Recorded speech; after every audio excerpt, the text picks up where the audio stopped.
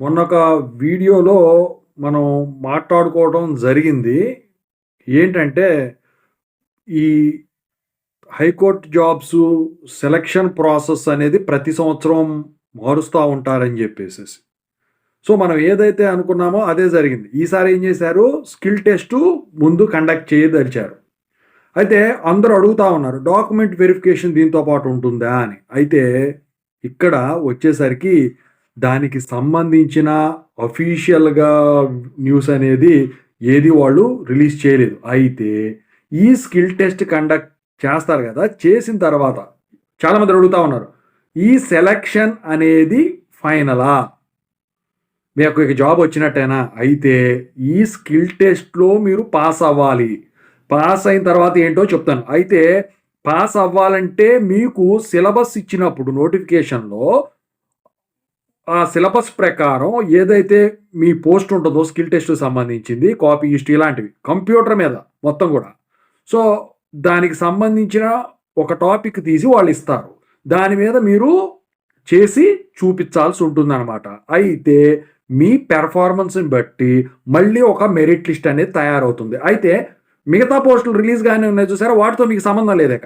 ఈ skill test selection లిస్ట్‌లో నుంచి కొంతమందిని జాయిన్ అవ్వడానికి రారనమాట ఇక. ఎందుకంటే రిజెక్ట్ అవ్వటమో, అంటే ఫెయిల్ అయిపోవటమో, లేదా రిజెక్ట్ చేయటమో ఏదో ఒకటి చేస్తారు. ఆ తర్వాత మెరిట్ లిస్ట్ ఉంటుంది. దాంట్లో మీకు జాబ్ ఇవ్వటం అయితే జరుగుతుందనమాట. అయితే అందరూ అడుగుతా ఉన్నారు, డాక్యుమెంట్ వెరిఫికేషన్ ఉంటదా అంటే, అంటే మీకు షెడ్యూల్ చేయలేదు కదా స్కిల్ టెస్ట్ ఇంకా. సో, మీకు వాళ్ళు పంపిస్తారనమాట. మెసేజ్‌లు వస్తాయి. వెబ్‌సైట్‌లో కూడా పెడతారు. డాక్యుమెంట్స్‌తో సహా రావాలని జెప్పేసి ఉంటది.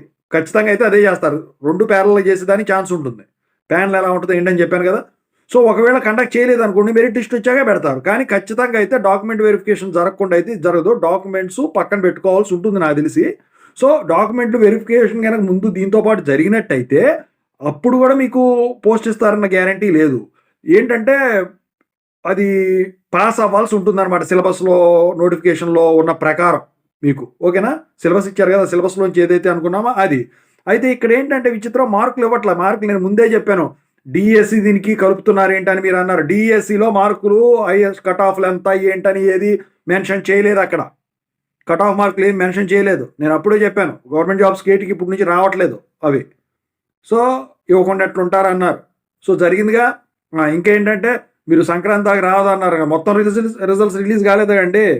అన్నీ మనం అనుకున్నట్టు జరగవు. సో, మొత్తానికైతే సంక్రాంతి తర్వాత మిగతా రిజల్ట్స్ అయితే డిక్లేర్ చేసేదానికి ఛాన్స్ ఉంటుందా? దాని గురించి ఇంకా నేను చెప్పదలచలేదు పూర్తిగా. నాకు తెలిసిన మొన్న అప్డేట్ ప్రకారం అయితే సంక్రాంతి తర్వాతే ఉంటుందని చెప్పేసి చెప్పడం అయితే జరిగింది చాలా మందికి గూడా.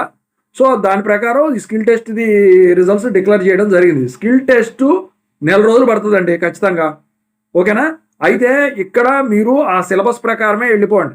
ఏముండదు. ఏదైనా గానివ్వండి, ఇక స్కిల్ టెస్ట్‌కి సంబంధించిందంటే మళ్ళీ టెస్టే అది ఇక. సో, అంతా అయిపోయే వరకు కూడా మీకేం లేదు. అయితే వాళ్ళతో మీకు సంబంధం లేదు.